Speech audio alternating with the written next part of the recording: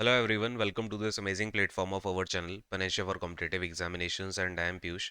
इस particular session में हम बात करने वाले हैं जो आपका सुप्रीम कोर्ट जेसीए का एग्ज़ाम हुआ था उसकी अभी आंसर की आउट हो चुकी है और बहुत ज़्यादा उसमें क्वेश्चन ऐसे नहीं है जो कि आपके ऑब्जेक्शन में चेंज होंगे।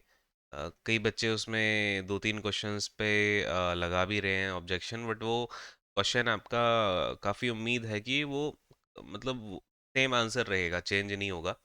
बट हाँ, इंग्लिश में हो सकता है कि दो तीन क्वेश्चन के आंसर्स आपको चेंज होके मिले, तो वो दो तीन क्वेश्चन का बहुत ज़्यादा फर्क नहीं पड़ेगा, है ना, कि मोस्टली बच्चों ने वही किया हुआ है।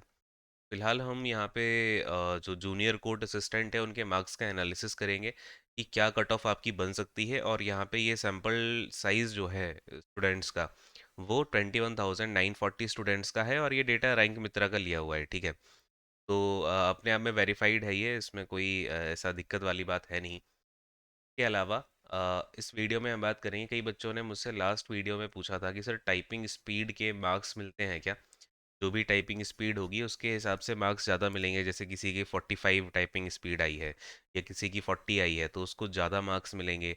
और जिसके 35, जैसे कि आपको पता है मिनिमम आपको 35 की स्पीड तो चाहिए ही है। तो अगर कोई 35 की स्पीड में अपना टाइपिंग करके आता है तो उसको कम मार्क्स मिलेंगे, 45 वाले को ज़्यादा मिलेंगे, ऐसा भी है क्या। क्योंकि पिछले वाले जेसीए के एग्ज़ाम में ऐसा हुआ था। उसके बारे में भी बात करेंगे।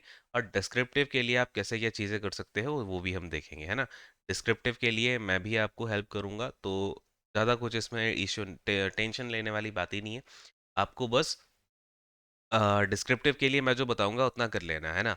अगर चाहो तो अभी से तैयारी शुरू कर सकते हो डिस्क्रिप्टिव की, या फिर अगर आप चाहो तो अभी पहले टाइपिंग कर लो फिर शुरू कर देना। बट अभी मैं इसके बारे में ही बताऊंगा कि हम इसके लिए क्या कर रहे हैं। आपके लिए एक डिस्क्रिप्टिव का मैं कोर्स लॉन्च करूंगा इसके लिए, कि आपका जो आप बेसिकली टेस्ट के फॉर्म में दोगे वो किस तरीके से दे सकते हो, ठीक है।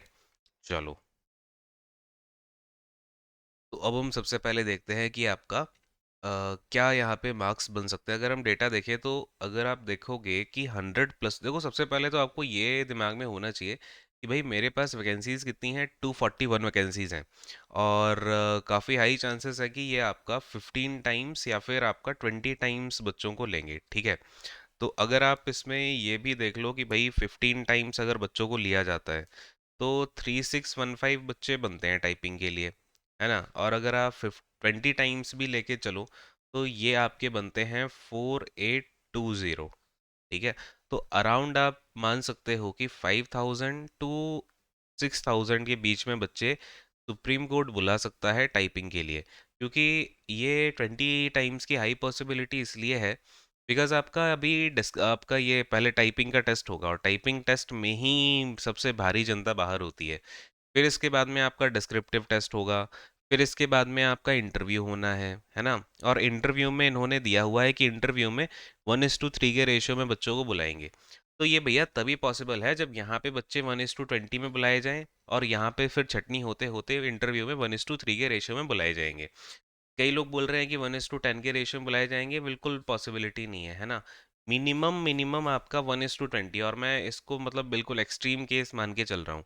हो सकता है कि यहाँ पे आपके 10,000 बच्चे तक जो है बुला लिए जाएं, 10,000 स्टूडेंट्स। बिकॉज सुप्रीम कोर्ट ने अभी ये कुछ क्लैरिटी तो दी नहीं है कि भैया इतने टाइम्स बच्चों को हम बुलाएंगे। उन्होंने तो ये लिख रखा था कि यूआर का 50%। बट ये केस अब मतलब वैलिड होगा नहीं, ये तो मिनिमम बोला गया था कि 50% मार्क्स तो आपको लेके आने ही है। 50% का मतलब आप समझ रहे हो कि आपको यहाँ पे अराउंड मान लो चलो 65 मार्क्स जो है आपको लेके आने हैं। 125 मार्क्स का आपका एग्जाम था, तो 65 मार्क्स पे अगर आप देखोगे ना तो इन 29,000, अगर आप इसे सॉरी 22,000 बच्चों में ही अगर हम 65 पे देखें तो ये तो 21,336 हो गए। तो ये तो पॉसिबिलिटी है ही नहीं, है ना, कि आपके 65 मार्क्स वाले बच्चों को लेके आया जाए, है ना। एक ही शिफ्ट में आपका एग्जाम हुआ है, यहाँ पे नॉर्मलाइजेशन वाला पंगा भी नहीं है। तो ये बिल्कुल पॉसिबिलिटी नहीं है कि 50% वाले बच्चों को यहाँ बुलाया जाएगा। कट ऑफ आपकी कोई ना कोई एक कट ऑफ यहाँ पे सुप्रीम कोर्ट डिसाइड करेगा और उसके बेसिस पर ही बच्चों को बुलाया जाएगा, ठीक है। तो ये तो आप अपने दिमाग में वहम ना रखें। अब अगर हम कट ऑफ की बात करें, लेट से हम यहाँ पे दो कट ऑफ मैं आपको बताऊंगा, एक 10,000 स्टूडेंट्स को लेकर के, एक 6,000 स्टूडेंट्स को लेकर के, है ना। क्योंकि हमारे पास दो पॉसिबिलिटी है। तो अगर यहाँ पे 10,000 बच्चे बुलाए जाते हैं तो आपके मार्क्स होने चाहिए अराउंड 98। ठीक है, अगर आपके 98 के ऊपर मार्क्स हैं, आप मतलब ये समझ लो 97 98 के ऊपर आपके मार्क्स हैं, तो फिर आपका सिलेक्शन मतलब आप जो टीयर वन है इसका, जो आपका स्टेज वन एग्जाम हुआ है उसको तो पार कर जाओगे एनी हाउ। ठीक है, और अगर आपके मार्क्स 100 ऊपर हैं, 100+ मार्क्स आपके आते हैं, तो मतलब अगर मैं एक वो वाला केस लेके चलूँ कि भाई इतने बच्चे तो होने ही चाहिए, मतलब आपका अगर इतने मार्क्स हैं तो आपका एग्जाम निकल ही जाएगा एनी हाउ, तो आपके 100+ मार्क्स होने चाहिए। ठीक है, अगर हम 100+ की मार्क्स की बात करें तो ये आपका सबसे सेफ स्कोर है। लेकिन अगर जो बच्चे 97 98 पे लाई कर रहे हैं, तो वो बिल्कुल बाउंड्री वाला केस है। उसमें यही होगा कि अ, अब सुप्रीम कोर्ट के ऊपर है कि वो कितने बच्चों को बुलाते हैं ना। अगर वो 10,000 के ऊपर बच्चों को बुलाते हैं तो आपकी कट ऑफ 98 97 96 ऐसी भी कुछ लग सकती है। ठीक है, क्योंकि आप देखो ये जो एक एक नंबर पे यहाँ पे वेरिएंस आ रहा है ना, एक तो है ये वाला गैप, आप देखो ये वाला जो गैप है, इसमें देखो पांच आपका ये 10 नंबर के बीच में सिर्फ 141 स्टूडेंट्स आ रहे हैं। ये रैंक मित्रा का डेटा है, और इससे ज़्यादा बच्चे भी होंगे जिन्होंने रैंक मित्रा पे डाला नहीं है डेटा। ठीक है, बट हालांकि इससे ही मिलता जुलता आपको डेटा दिखेगा, एवरेज जो आएगा वो इसके मिलता जुलता ही आएगा। फिर ये देखो 105 नंबर पे 15 17 बच्चे हैं, और मेरे एक स्टूडेंट के मार्क्स 106 हैं, उसकी रैंक आ रही है 841, है ना। तो आप समझिए कि सिर्फ एक नंबर के गैप में यहाँ पर 700 के लमसम जो है बच्चे आ रहे हैं। तो यहाँ पे आप एक एक मार्क्स में देखो, अब ये देखो 105 से 104 पे आ रहे हैं ना, तो फिर ये आपके 500+ बच्चे आ गए हैं एक नंबर के बीच में। फिर आप देखो 103 पे आ जाओ, तो यहाँ पे अराउंड 700 बच्चे हैं, 700 बच्चों के लगभग आ रहे हैं एक नंबर पे। फिर आप ये देखो एक नंबर और नीचे आओगे, तो फिर यहाँ पे तो भैया 900 के लमसम 800 के लमसम बच्चे आ रहे हैं। फिर आप एक नंबर और नीचे आओगे तो यहाँ पर तो भैया बिल्कुल मतलब 800 800 का वेरिएंस आ रहा है, 900 900 बच्चे एक एक नंबर पे आ रहे हैं।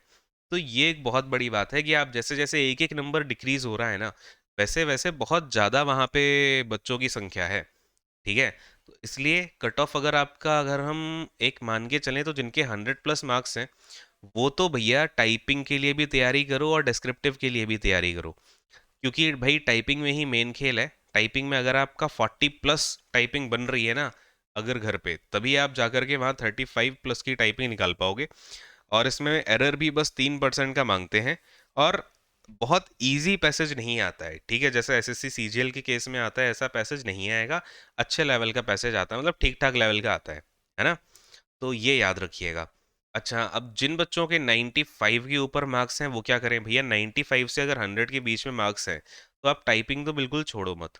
ठीक है, टाइपिंग आप अपनी प्रैक्टिस करते रहिए, और देखो इससे कोई नुकसान नहीं होगा। आप डिस्क्रिप्टिव की भले तैयारी ना करो, कुछ ना करो, लेकिन टाइपिंग तो अपनी बढ़ाओ।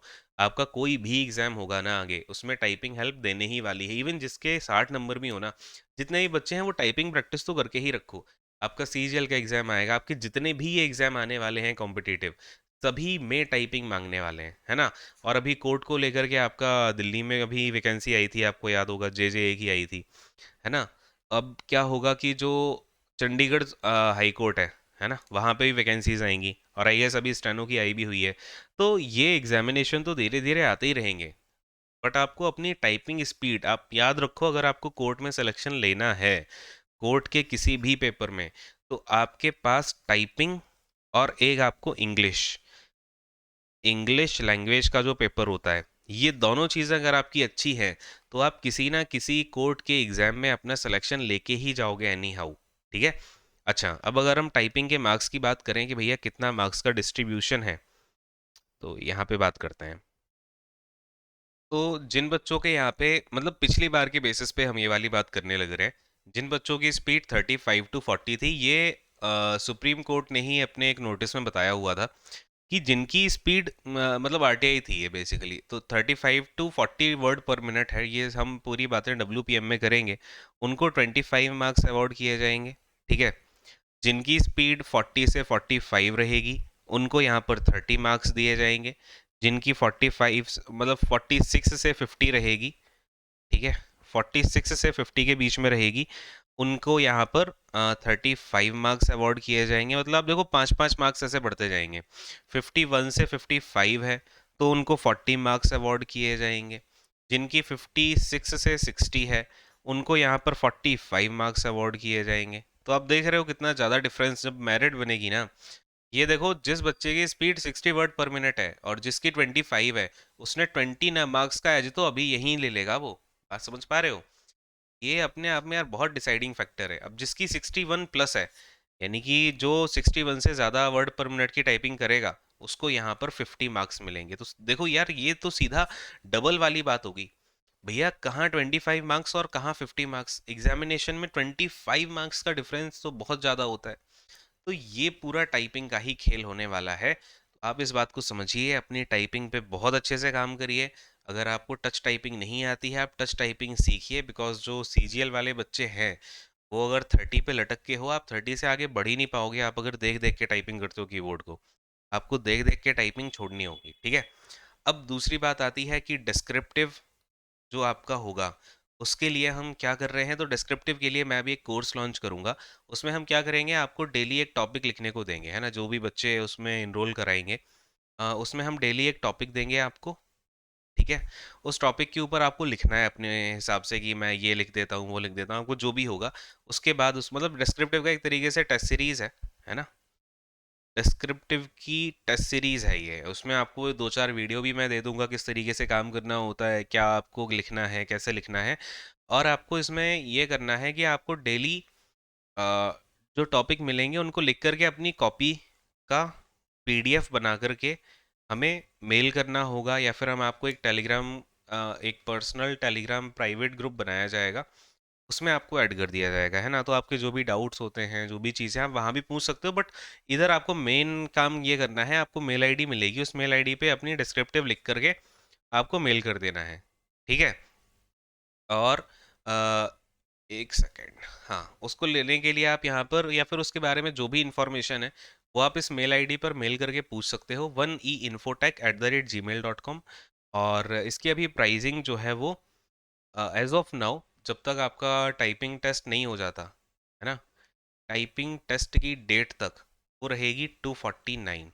तो आपको ये 249 या तो आप इन किसी यूपीआई आईडी पे डाल सकते हो, या फिर इस क्यूआर कोड पे डाल सकते हो, या फिर आपको पहले से कोई इन्फॉर्मेशन चाहिए तो आप इस मेल आईडी पर इन्फॉर्मेशन ले सकते हो, या फिर इस पर पे करके आप इस मेल आईडी पर भी वो स्क्रीनशॉट पेमेंट का डाल सकते हो। तो उसमें आपको फर्दर जो भी इंफॉर्मेशन होगी और जो भी टेस्ट वगैरह होंगे, और ये स्टार्ट होगा आपका 25 से, ठीक है। 25 अप्रैल से आपकी ये टेस्ट सीरीज स्टार्ट हो जाएगी। तो बस ये इन्फॉर्मेशन है। और बाकी मैं 2-4 सेशन यूट्यूब पर भी लूँगा डिस्क्रिप्टिव को लेकर के, मैं आप ज़्यादा टेंशन मत लेना। तो बस इतनी सी बातें हैं। अगर आपको कोई डाउट होता है कमेंट सेक्शन में छोड़ देना। फिलहाल इस सेशन को एंड करता हूँ। Thank you so much, God bless you all, take care and bye bye.